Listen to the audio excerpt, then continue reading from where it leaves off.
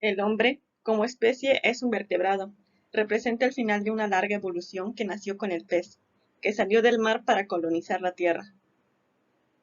Su aparato locomotor, cuyo eje es el raquis, proviene de la transformación de un prototipo que podía identificarse en el Crossopterygil, animal que posee 4 patas y una cola, intermediario entre pez y reptil.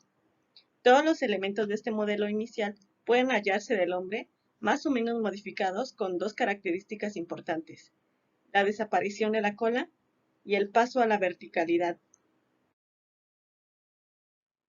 El raquis, que ha estado siempre constituido por huesos cortos apilados los unos sobre los otros y móviles los unos en relación a las vértebras.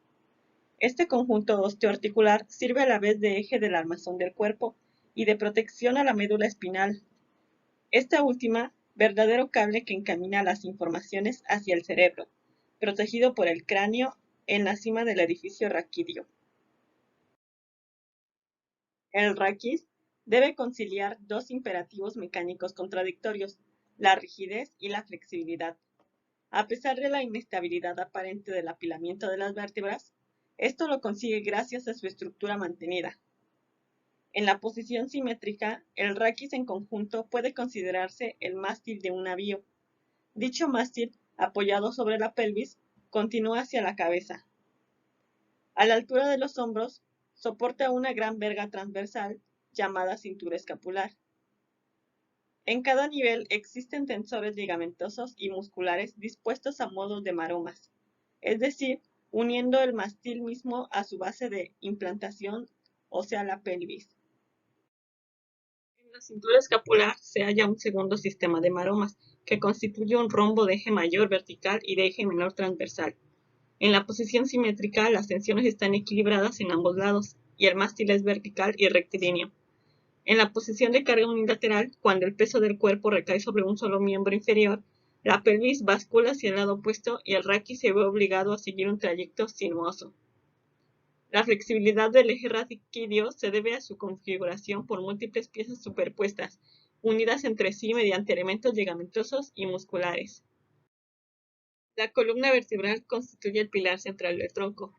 Su porción torácica se aproxima al plano posterior. Su porción cervical, el raquis, se sitúa más central, y en su porción lumbar es totalmente central. Además de la función de soporte, el raquis desempeña un papel protector del eje nervioso, el canal raquídeo, que comienza a la altura del agujero occipital, albergando el bulbo raquídeo y la médula espinal.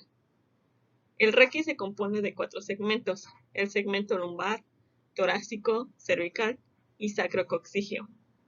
El sacro está constituido por la fusión de 5 vértebras sacras, y el coxis, articulado con el sacro, es un residuo de la cola de la mayoría de los mamíferos. La columna vertebral es rectilínea en una visión de frente o de espaldas. No obstante, en algunos individuos puede darse una curva transversal sin que por ello se pueda afirmar que se trate de una curva patológica. En esta actitud, la línea de los hombros y la línea de las fosas sacras son paralelas y horizontales. En cambio, en el plano sagital, la columna vertebral presenta 4 curvas: la curva sacra, la curva lumbar, torácica y la curva cervical. Las citadas curvas se compensan de forma que el plano masticador, materializado cuando se sujeta a un cartón entre las arcadas dentales, sea horizontal y que la mirada se dirija de forma natural hacia la línea del horizonte. Una vértebra tipo está compuesta por 2 partes principales: el cuerpo vertebral y el arco posterior. El cuerpo vertebral es la parte más gruesa de la vértebra. Tiene forma cilíndrica, menos alta que ancha, y el arco posterior de forma de herradura. A ambos lados de este se fija el macizo de las apófisis articulares, de modo que se delimita 2 partes del mismo. Por un lado, los pedículos por delante del macizo de las apófisis articulares, y por otro se sitúan las láminas por detrás. En la línea media se fijan las apófisis espinosas. Además, contiene las apófisis transversas. De este modo, a lo largo de todo el raquis se establecen 3 columnas. Por delante, una columna principal formada por el apilamiento de los cuerpos vertebrales. Por detrás del cuerpo vertebral, 2 columnas secundarias B y C, constituidas por el apilamiento de las apófisis articulares. Los cuerpos vertebrales están unidos entre sí por el disco intervertebral, mientras que las apófisis articulares lo están por articulaciones del tipo de las artrodias. Las regiones cervical y lumbar son convexas en sentido anterior, a las que se les denomina lordosis, en tanto que las regiones torácica y sacra son convexas en un sentido posterior, llamadas sifosis. La existencia de estas aumenta la resistencia del raquis. Se ha demostrado que la resistencia de una columna con curvas es proporcional al cuadrado del número de curvas más 1. Se puede medir la importancia de las curvas raquídeas mediante el índice raquídeo de Delmas. Este índice no puede medirse más que en un modelo anatómico. Consiste en la relación existente entre la longitud alcanzada por el raquis desde la meseta de la primera vértebra sacra hasta el atlas y la altura entre la meseta superior del sacro y del atlas. El cuerpo vertebral tiene la estructura de un hueso corto. La cortical de la cara superior y la cara inferior del cuerpo se denomina cara intervertebral. Este es más espeso en su parte central, donde se halla una porción cartilaginosa. La periferia forma un reborde llamado rodete marginal. Este procede desde el punto de osificación epifisaria, que tiene la forma de un anillo fibroso y se une al resto del cuerpo vertebral sobre la meseta. Además, existen dos sistemas de fibras oblicuas denominadas fibras de abanico. Por una parte, un abanico que se origina en la meseta superior para expandirse a través de los dos pedículos, hacia la apófisis articular superior de cada lado y de la apófisis espinosa. Por otra parte, un abanico que se origina en la meseta inferior para expandirse a través de los dos pedículos hacia las apófisis articulares inferiores y la apófisis espinosa. Entre el sacro y la base del cráneo, la columna vertebral intercala 24 piezas móviles, numerosos elementos ligamentosos que garantizan la unión de estas. Entre estos elementos fibrosos y ligamentosos están los anexos al pilar anterior, el ligamento longitudinal anterior que se extiende de la base del cráneo hasta el sacro en la cara anterior de los cuerpos vertebrales, el ligamento longitudinal posterior que en la cara posterior de los cuerpos vertebrales se extiende de la apófisis basilar del occipital hasta el canal sacro. También hay numerosos ligamentos anexos al cuerpo posterior que garantizan la unión entre dos arcos vertebrales adyacentes, como el ligamento amarillo, es muy denso y resistente, que se une a su homólogo en la línea media y se inserta por arriba de la cara profunda de la lámina vertebral de la vértebra suprayacente. El ligamento infraespinoso se prolonga por detrás mediante el ligamento supraespinoso. Este ligamento supraespinoso está poco individualizado en la porción lumbar, en cambio es muy nítido en el tramo cervical. En el extremo de cada apófisis transversa se inserta a cada lado el ligamento intertransverso. Y por último, en las articulaciones sigapofisiarias existen potentes ligamentos capsulares que refuerzan la cápsula de estas articulaciones. La articulación entre dos cuerpos vertebrales contiguos es una piartrosis, constituida por las dos mesetas de las vértebras adyacentes unidas entre sí por el disco intervertebral. La estructura consta de dos partes. Una parte central, el núcleo pulposo, que es una sustancia gelatinosa que deriva embriológicamente de la cuerda dorsal del embrión, y una parte periférica, o anillo fibroso, conformado por una sucesión de capas fibrosas concéntricas, cuya oblicuidad está cruzada cuando se pasa de una capa a la contigua. Las presiones ejercidas sobre el disco intervertebral son importantes, sobre todo cuando se aproximan al sacro. Se consideran únicamente las fuerzas de compresión axial. Se puede determinar que cuando la meseta vertebral ejerce una fuerza sobre el disco intervertebral, la presión que recibe el núcleo pulposo equivale a la mitad de la carga aumentada en un 50%, y la presión ejercida sobre el anillo fibroso equivale a la otra mitad disminuida en un 50%. El grosor del disco no es el mismo en todos los niveles raquídeos. En el raquis lumbar, el disco es más grueso y mide 9 milímetros de altura. En el torácico, mide 5 milímetros de espesor. Y en el cervical, su grosor es de 3 milímetros. Pero mucho más importante que su altura absoluta es la noción de proporción de disco en relación a la altura del cuerpo vertebral. Esta proporción da perfecta idea de la movilidad del segmento raquídeo, ya que se constata que cuando más grande es más importante en su movilidad. Cuando se ejerce sobre el disco una fuerza de tracción axial, las mesetas vertebrales tienden a separarse, lo que aumenta el grosor del disco. Cuando se ejerce una fuerza de compresión axial, el disco se aplasta y se ensancha. El núcleo pulposo se aplana, su presión interna aumenta de manera notable y se transmite lateralmente hacia las fibras más internas del núcleo. Durante la extensión, la vértebra superior se desplaza hacia atrás, el espacio intervertebral disminuye por atrás y el núcleo pulposo se proyecta hacia adelante. Durante la flexión, la vértebra superior se desliza hacia adelante y el espacio intervertebral disminuye en el borde anterior. Durante la fuerza de inflexión lateral, la vértebra superior se inclina hacia el lado de la inflexión, el núcleo pulposo se ve entonces desplazado hacia el lado de la convexidad de la curva. Durante los movimientos de rotación axial, las fibras del anillo fibroso cuya oblicuidad se oponen al sentido del movimiento de la rotación se tensan. Por el contrario, las fibras de las capas intermedias cuya oblicuidad es inversa se distienden.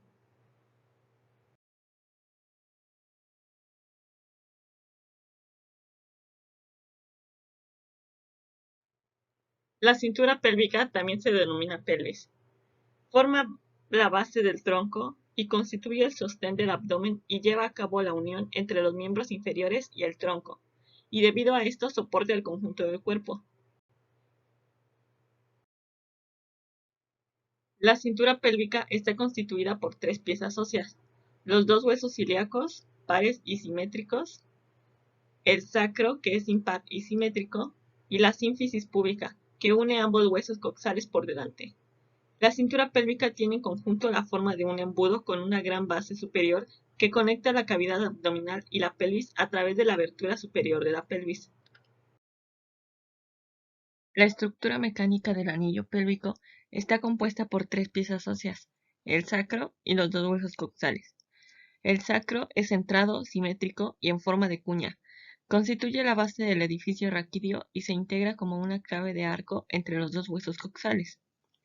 Cada hueso coxal, articulado por detrás con el sacro, presenta dos partes muy planas: la cresta ilíaca por arriba y el agujero obturador u obturado por debajo, que forma entre ambos un ángulo tal que la forma general del hueso sugiere a una hélice. En una visión posterior de la pelvis se puede observar el lado superior e inferior del ligamento iliolumbar. En el lado derecho se distingue el ligamento iliotransverso sacro y los ligamentos iliotransversos conjugados, que divergen del extremo posterior de la cresta ilíaca y terminan en los tubérculos conjugados.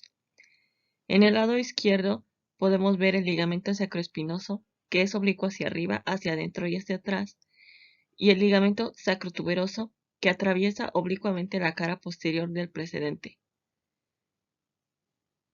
El ligamento sacroiliaco interóseo constituye el plano profundo de los ligamentos sacroiliacos y se fija por afuera en la tuberosidad ilíaca. Durante el movimiento de nutación, el promontorio se desplaza hacia abajo y hacia adelante, y el vértice del sacro y el extremo del coxis se desplaza hacia atrás. En el transcurso de este movimiento de báscula, que podría compararse a un saludo, el diámetro anteroposterior de la apertura superior de la pelvis disminuye una distancia. En el movimiento de contranutación, lleva a cabo desplazamientos inversos. El sacro, al pivotar en torno al ligamento sacroiliaco interóseo, se endereza, de modo que el promontorio se desplaza hacia arriba y hacia atrás, y el extremo inferior del sacro y el vértice inferior del coxis se desplazan hacia abajo y hacia adelante. La sínfisis púbica es una anfiartrosis de poca movilidad, casi nula. Al final del embarazo y durante el parto, la invisión acuosa de las partes blandas permite pequeños movimientos de deslizamiento y la separación de un pubis respecto al otro. La articulación está bloqueada por delante por un ligamento anterior muy grueso formado por fibras transversas y reforzado por fibras oblicuas, perfectamente visibles en una visión anterior. La articulación sacrocoxígea que une el sacro al coxis es una anfiartrosis. Sus superficies articulares son elípticas de eje mayor transversal. En una vista lateral se puede observar que la superficie sacra es convexa, mientras que la superficie coccigia es cóncava. Los medios de unión están constituidos por un ligamento interóseo, análogo a un disco intervertebral, y por ligamentos periféricos que se clasifican en tres grupos: anteriores, posteriores y laterales. En una visión frontal, el raquis lumbar es rectilíneo y simétrico en relación a la línea de las espinosas. La anchura de los cuerpos vertebrales, al igual que las apófisis transversas, decrece regularmente de abajo a arriba. El ángulo sacro está constituido por la inclinación de la meseta superior de la primera vértebra sacra sobre la horizontal. Su valor medio es de 30 grados. El ángulo lubosacro, formado entre el eje de la quinta vértebra y el eje del sacro, tiene un valor medio de 140 grados. Y el ángulo de inclinación de la pelvis, que está constituido por la inclinación sobre la horizontal de la línea que se extiende entre el promontorio y el borde superior de la sínfisis púbica, tiene un valor medio de 60 grados. Los elementos constitutivos de una vértebra lumbar son fácilmente apreciables en una visión desarmada. El cuerpo vertebral reniforme es más extenso en anchura que en sentido anteroposterior. Las dos láminas son muy altas y se dirigen hacia atrás y hacia adentro. Se une por detrás para constituir la apófisis espinosa, que es muy gruesa y rectangular. Las apófisis costales, incorrectamente denominadas apófisis transversas, ya que en realidad se trata de restos de costilla, se implantan a la altura de las articulaciones y se dirigen oblicuamente hacia atrás y hacia afuera. El pedículo, porción ósea corta que une el arco posterior del cuerpo vertebral, se implanta en la cara posterior del cuerpo vertebral en su ángulo superior externo. La apófisis articular superior se origina en el borde superior de la lámina en su unión con el pedículo. Y entre la cara posterior del cuerpo vertebral y el arco posterior está delimitado el agujero vertebral, que forma un triángulo casi equilátero. Durante el movimiento de flexión, el cuerpo vertebral de la vértebra subyacente se inclina y se desliza ligeramente hacia adelante, lo que disminuye el grosor del disco en su parte anterior y lo aumenta en su parte posterior. Durante el movimiento de extensión, el cuerpo vertebral de la vértebra subyacente se inclina hacia atrás y retrocede. Al mismo tiempo, el disco intervertebral se hace más delgado en su parte posterior y se ensancha en su parte anterior. Durante el movimiento de inflexión lateral, el cuerpo de la vértebra subyacente se inclina hacia el lado de la concavidad de la inflexión y el disco se torna cuneiforme, más grueso en el lado de la convexidad. La rotación total derecha a izquierda del raquis lumbar entre L1 y S1 sería de 10 grados, lo que, suponiendo que la rotación segmentaria estuviera equitativamente repartida, equivaldría a 2 grados por tramo, es decir, 1 gramo a cada lado en cada nivel. Se puede, por tanto, subrayar que el raquis lumbar no está conformado para realizar la rotación axial, limitada por la orientación de las carillas articulares.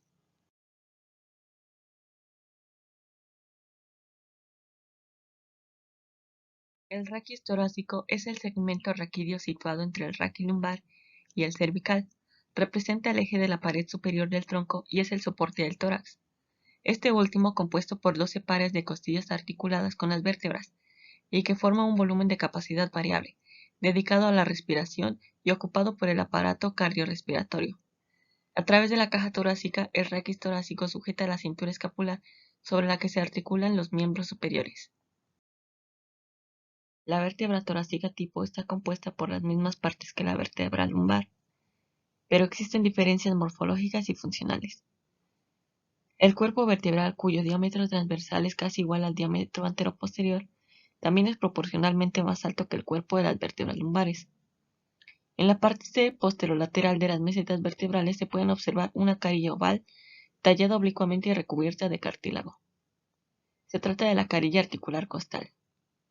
En la parte posterolateral del cuerpo vertebral se implantan los dos pedículos.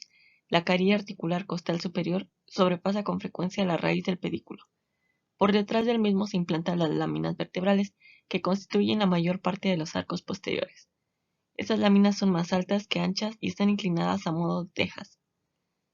Cerca del pedículo, su borde superior da origen a las apófisis articulares superiores, que poseen una carilla articular ovalada. La 12ª vértebra torácica es la última vértebra torácica Es una vértebra de transición con el raquilumbar. Presenta algunas particularidades. En primer lugar, su cuerpo vertebral solo posee dos carillas costales situadas en la parte posterolateral de la meseta superior para la cabeza de la duodécima costilla. En segundo lugar, si las apófisis articulares superiores están orientadas, como las de todas las vértebras torácicas, hacia atrás y ligeramente hacia arriba y hacia afuera, las carillas articulares inferiores deben corresponder a las carillas superiores de las primeras vértebras lumbares.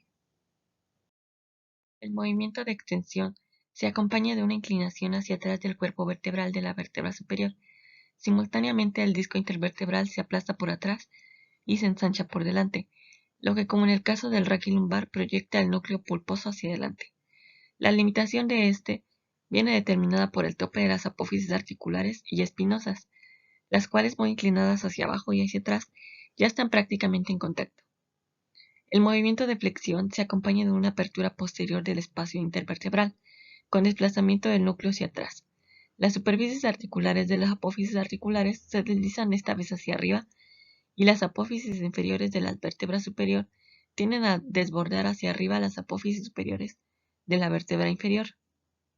Queda limitado por la tensión del ligamento interespinoso, los ligamentos amarillos y de las cápsulas de la articulación cigoapofisiarias. El movimiento de inclinación de dos vértebras torácicas se acompaña de un deslizamiento diferenciado en las articulaciones cigoapofisiarias. La limitación de este viene determinada, por una parte, por el tope óseo de las apófisis articulares del lado de la concavidad y por otra, por la tensión de los ligamentos amarillos e intertransversos. Durante la rotación de una vértebra sobre otra, el deslizamiento de las superficies en las apófisis articulares se acompaña de una rotación de un cuerpo vertebral sobre el otro, sobre su eje en común. Por tanto, de una rotación-torsión del disco intervertebral y no de un cizallamiento como es el caso del raquilumbar.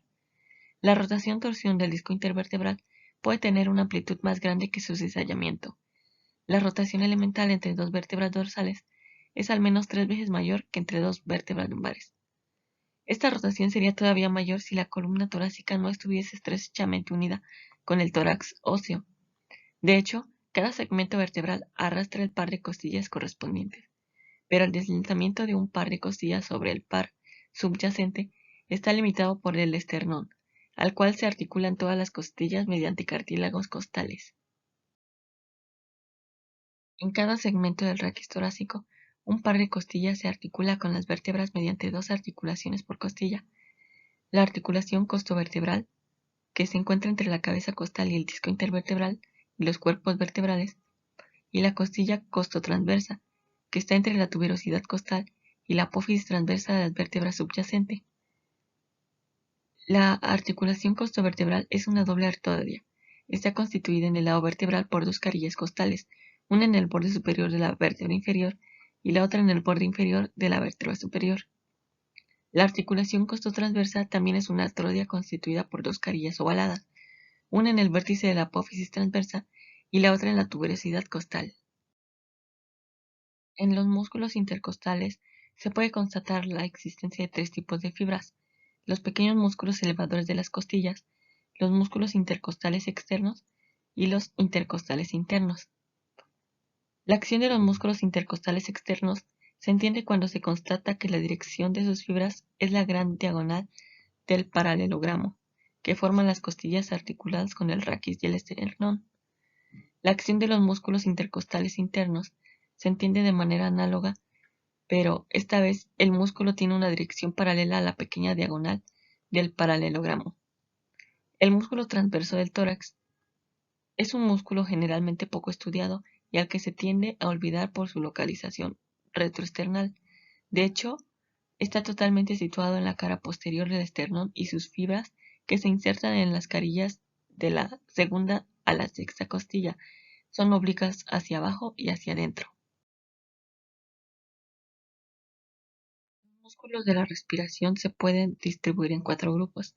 El primer grupo es el de los músculos principales de la inspiración. Son los músculos intercostales externos y los músculos elevadores de las costillas y el diafragma. El segundo grupo es el de los músculos accesorios de la inspiración. Está constituido por los músculos esternocleidomastoideos, los escalenos anteriores, medios y posteriores, todos los músculos no son inspiradores más que cuando toman como punto fijo el raquis cervical. El tercer grupo es el de los músculos principales de la expiración. Este grupo solo está representado por los músculos intercostales internos. El cuarto grupo es el de los músculos accesorios de la expiración. No por ser accesorios, estos músculos dejan de ser importantes ni extremadamente potentes, ya que condicionan la expiración forzada y el esfuerzo abdominal.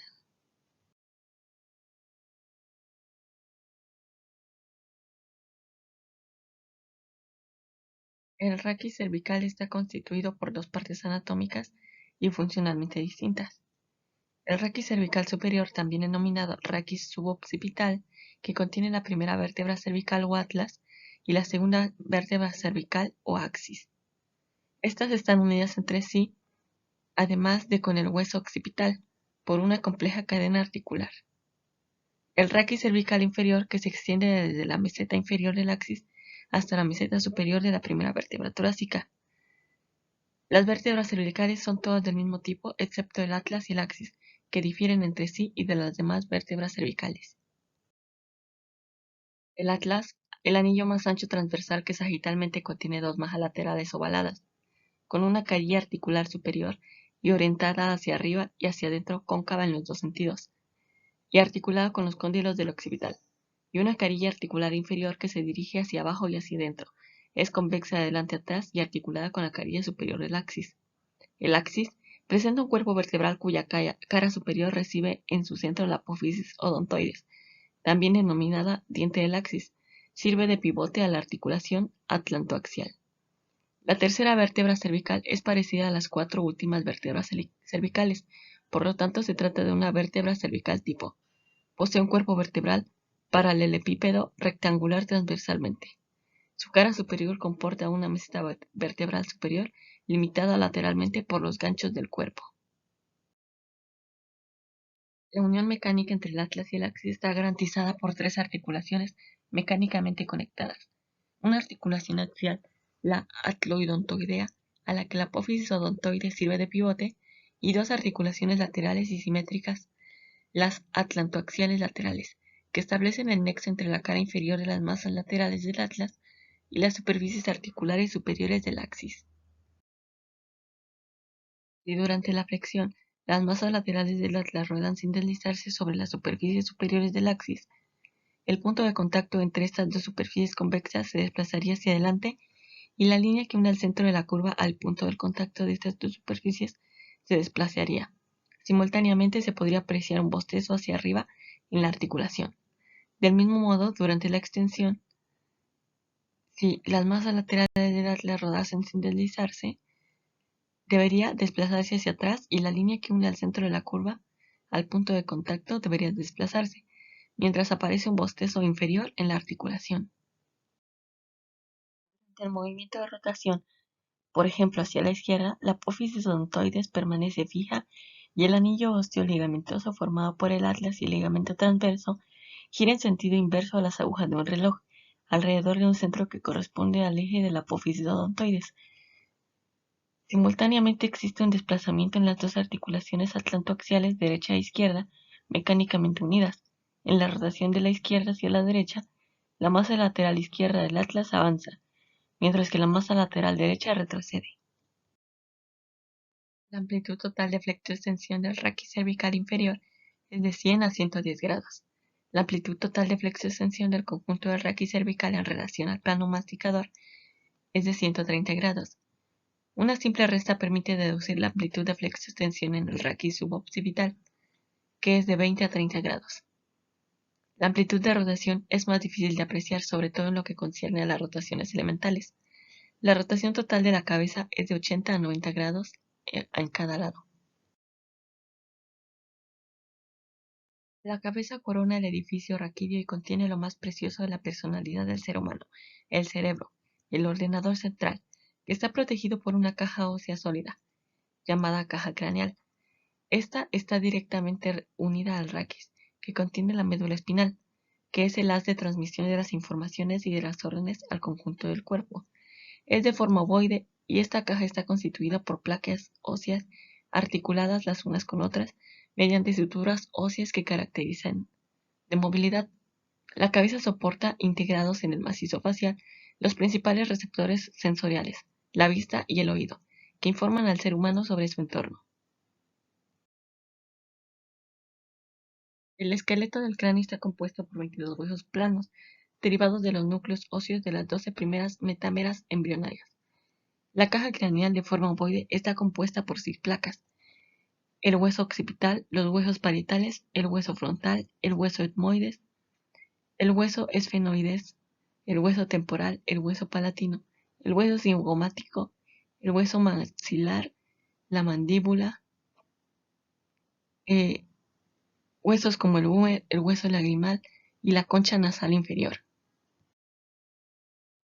Excepto el hueso maxilar y la mandíbula, los huesos del cráneo se articulan entre ellos mediante suturas.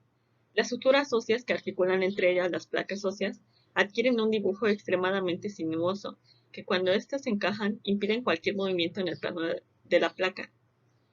En este razonamiento el que hizo que los anatomistas clásicos afirmaran que las suturas carecen de cualquier tipo de movilidad. La cabeza está situada en la cima del raquis cervical, lo que permite una rotación aproximada de 180 grados. Es una gran ventaja para la eficacia de la visión y de la audición.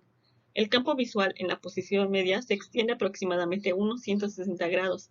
El campo visual de cada uno de los ojos se superpone por delante de la cabeza, creando un sector de visión estereoscopio, en el que pueden trabajar las manos. La localización de las fuentes sonoras es posible gracias a la localización lateral de las orejas, separadas por el volumen del cráneo. Una fuente sonora localizada por fuera del plano de simetría no es percibida de la misma forma por cada una de las orejas. Los músculos de la cara son muy particulares, ya que al contrario que otros músculos del aparato locomotor que unen huesos entre ellos, no mueven ningún hueso y solo se insertan en un único lado del cráneo. Su principal función es la de controlar los orificios de la cara que pueden abrir y cerrar. Su segunda función es la de modificar las expresiones faciales para exteriorizar y expresar los sentimientos. Alrededor de los ojos encontramos el orbicular del ojo, con su parte orbital y su parte palpebral. La apertura de los ojos también es un fenómeno activo por contracción del músculo elevador del párpado superior que está integrado en la órbita. Por encima de las cejas, el músculo frontal permite mover el cuero cabelludo hacia adelante. Alrededor de las fojas nasales existen pequeños músculos dilatadores y sobre todo al lado del músculo nasal que frunce la nariz y puede hallarse el músculo elevador del labio superior y del ala de la nariz. Alrededor de la boca encontramos el músculo orbicular de la boca, el elevador del ángulo de la boca, los músculos cigomáticos mayor y menor, el músculo buccinador y el músculo rizorio. Las articulaciones temporomandibulares son articulaciones de las que se habla poco, pero que ellas, sin embargo, tienen una importancia vital, ya que sin ellas no se puede comer. Permite los movimientos de la mandíbula. El hueso maxilar inferior se articula con la base del cráneo por dos articulaciones de tipo condileo, localizadas justo por delante y por debajo del conducto auditivo externo. Estas articulaciones están mecánicamente unidas y no pueden, por lo tanto, funcionar la una sin la otra.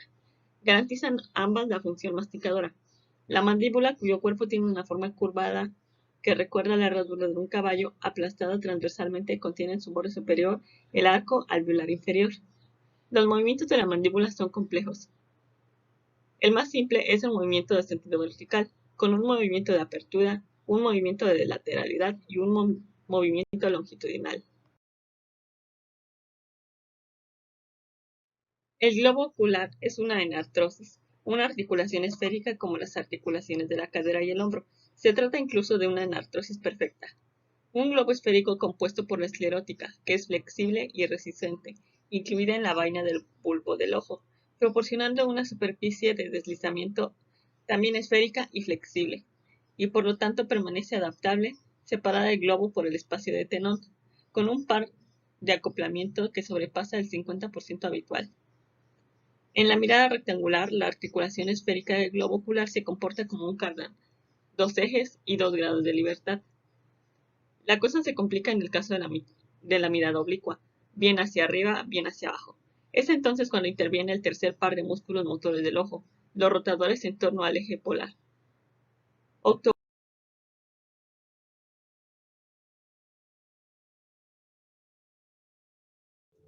es mi modelo de una vértebra tipo, la cual está constituida por dos partes principales.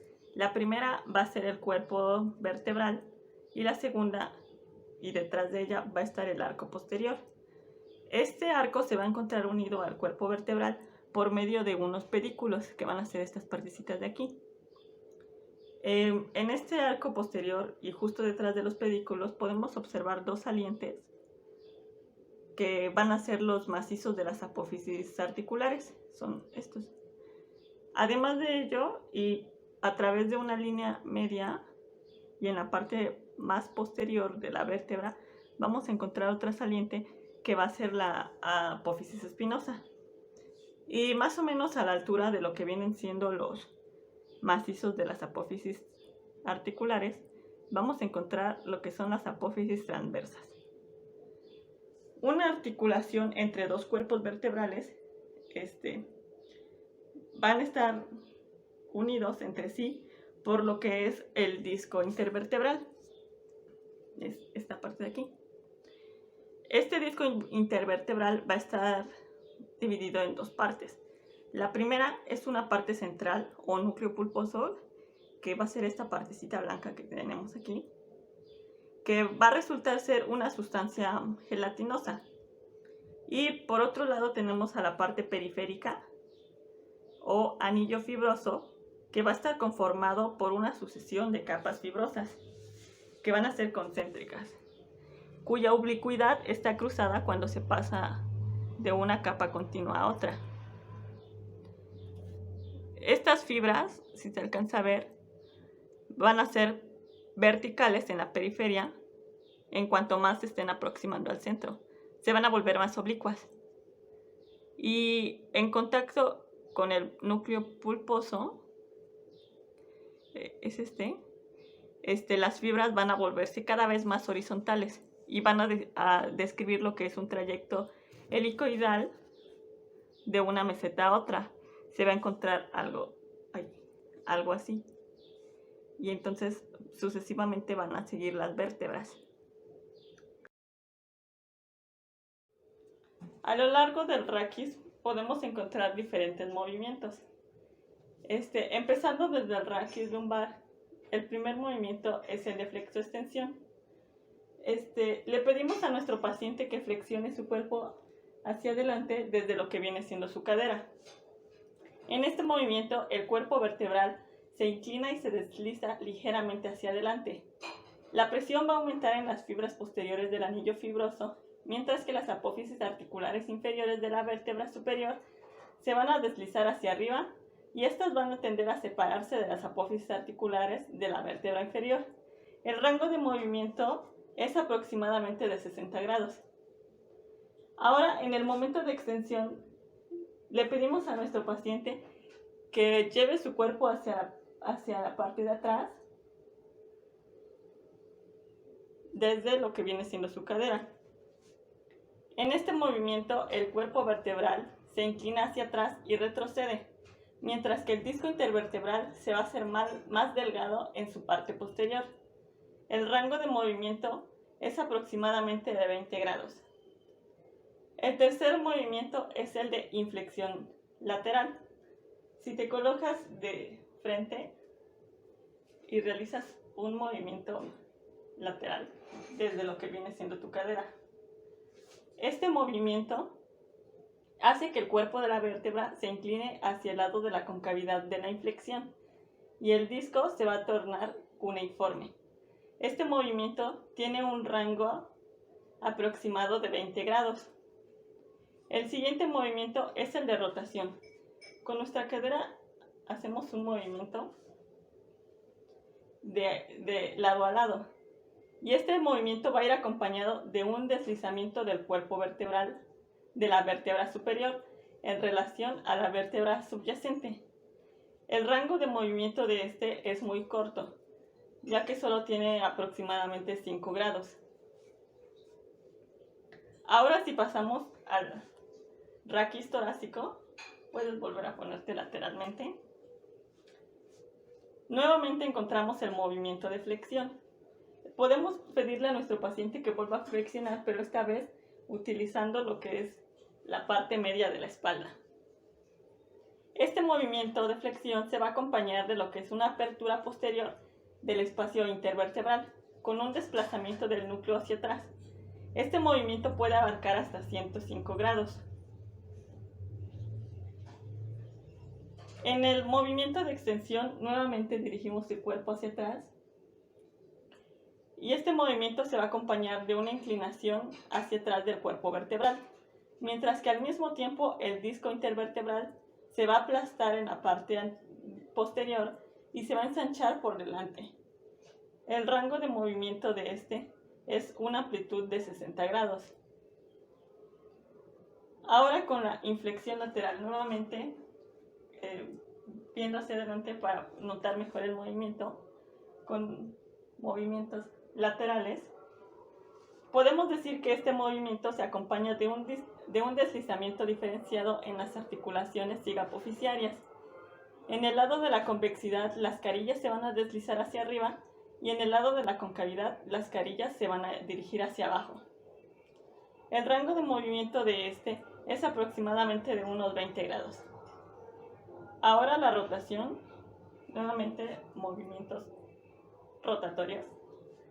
Durante la rotación, el deslizamiento de las superficies en las apófisis articulares se van a acompañar de una rotación de un cuerpo vertebral sobre el otro en su eje en común, que a diferencia del raquis lumbar, donde se efectúa un cizallamiento. El rango de movimiento va a ser de aproximadamente 35 grados. Continuando al raquis cervical, para poder ver un poco mejor, el raquis cervical abarca lo que es la parte del cuello. Comenzando con el movimiento de flexo-extensión. Si te colocas lateralmente podríamos observar mejor. La flexión es flexionar el cuello hacia adelante con las vértebras cervicales. En este movimiento, las masas laterales del atlas van a rodar sin deslizarse sobre la superficie del axis. El punto de contacto entre estas superficies convexas se va a desplazar hacia adelante, y el rango de movimiento que va a tener es de unos 40 grados. Ahora en la extensión dirigimos el cuello hacia la parte de atrás, extendiéndolo. Si la situación que se presentara fuera igual a la de la flexión, el punto de contacto entre estas superficies debería de ser un desplazamiento hacia atrás, con un rango de movimiento de aproximadamente 60 grados. Si te colocas ahora del frente para volver a observar bien el movimiento, sigue la inflexión lateral. Con movimientos laterales, el movimiento que se está efectuando únicamente entre el axis y la tercera vértebra cervical, pero también participa lo que es el hueso occipital y el atlas. Este movimiento se trata de un deslizamiento de cóndilos occipitales hacia la derecha en la inclinación y hacia la izquierda. El rango de movimiento es de unos 35 a 45 grados. Por último, en el movimiento de rotación de este raquis cervical, efectuamos un movimiento circular con lo que es el cuello. En por ejemplo, con una rotación hacia la izquierda, las apófisis odontoides van a permanecer fijas y el anillo osteoligamentoso va a girar en sentido inverso, alrededor de un centro que corresponde al eje de la apófisis odontoides. El rango de movimiento de va a ser de 45 a 50 grados. En el raquis lumbar encontramos movimientos adicionales, como lo va a ser el movimiento de nutación. Le pedimos a nuestro paciente que se coloque con las rodillas juntas y los pies separados.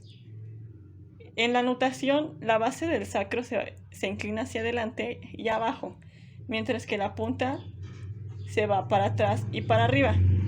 La nutación disminuye el diámetro anteroposterior del estrecho superior de la pelvis y al mismo tiempo aumenta el diámetro anteroposterior del estrecho inferior. El siguiente movimiento es opuesto a Le pedimos a nuestro paciente que ponga sus pies juntos y que separe un poco las rodillas.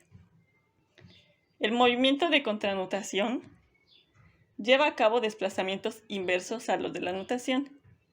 El sacro, al pivotar en torno al ligamento sacroiliaco interóseo, se endereza, de modo que el promontorio se desplaza hacia arriba y atrás, y el extremo inferior del sacro y el vértice inferior del coxis se van a desplazar hacia abajo y hacia adelante.